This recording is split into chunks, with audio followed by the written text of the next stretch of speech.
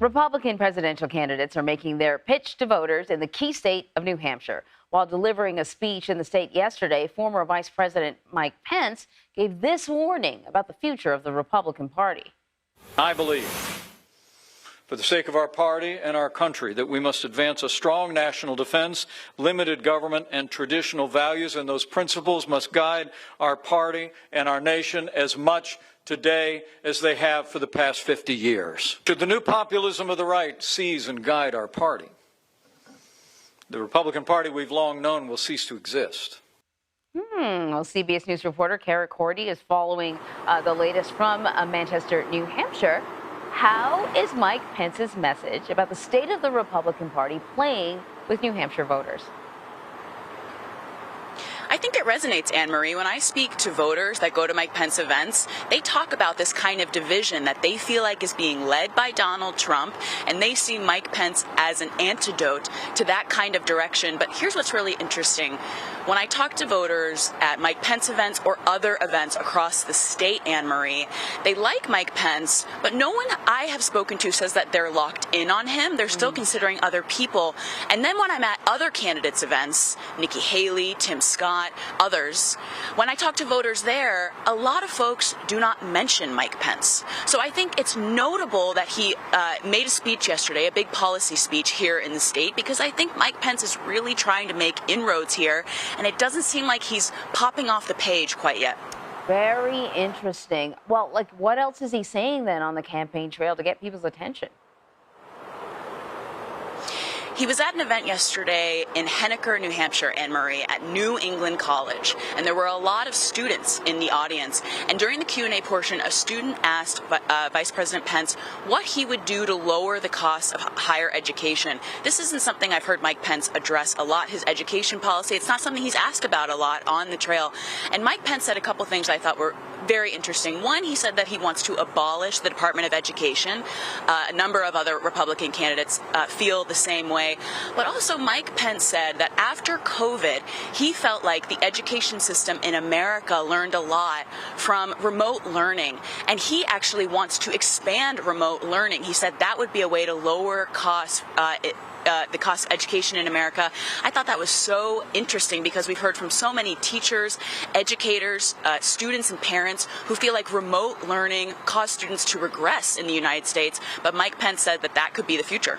That is interesting. I guess it depends on how it's implemented. But Nikki Haley also held events in New Hampshire this week, and she signed a pledge with a group called Moms for Liberty. Bit of a controversial group. We can talk about that on sort of the back end. But she also spoke about education reforms herself. So let's listen.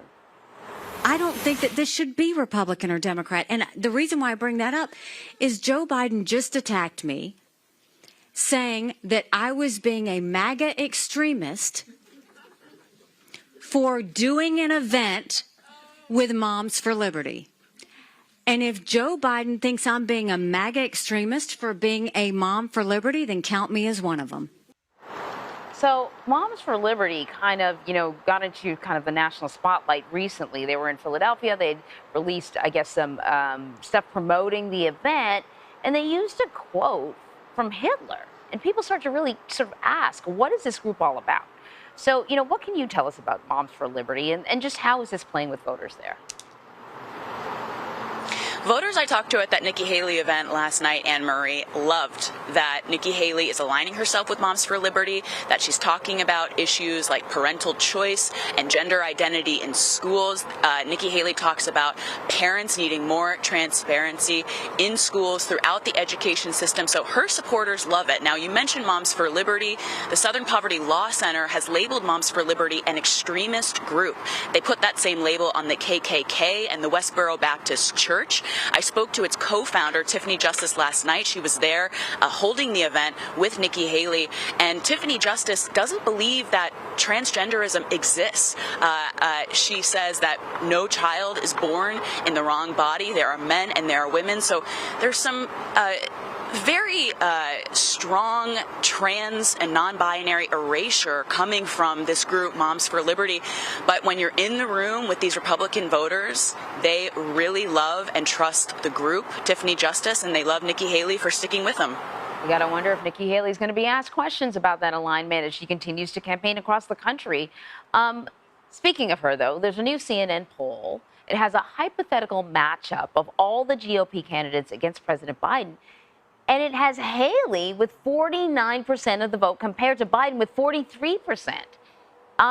So why isn't she doing a little bit better, though, against her GOP rivals? A lot of people felt her performance during the first debate was actually really good. Well, if you talk to Nikki Haley, if you talk to her supporters or her campaign, they're going to tell you there is a long road to go, Anne-Marie. I know you know that. Something that's been really interesting as I've been following Nikki Haley the past few days, this was the first time she was in New Hampshire since that debate, which you said she performed well in. I think a lot of people felt that way. Numerous, at least 5 voters stood up during Q&A sections of these town halls and said, I am here because of how well you did at the debate. You were not on my radar, but I thought the way you handled yourself was the best out of all 8 candidates on that stage. There's another debate coming up in 3 weeks. Obviously, look for Nikki Haley to have another strong performance. Her campaign, Nikki Haley believes that those kinds of high-profile events like debates are going to carry her all the way through to the primary here next year. All right, if she can keep the performance up, you never know. Cara Korte, thank you very much.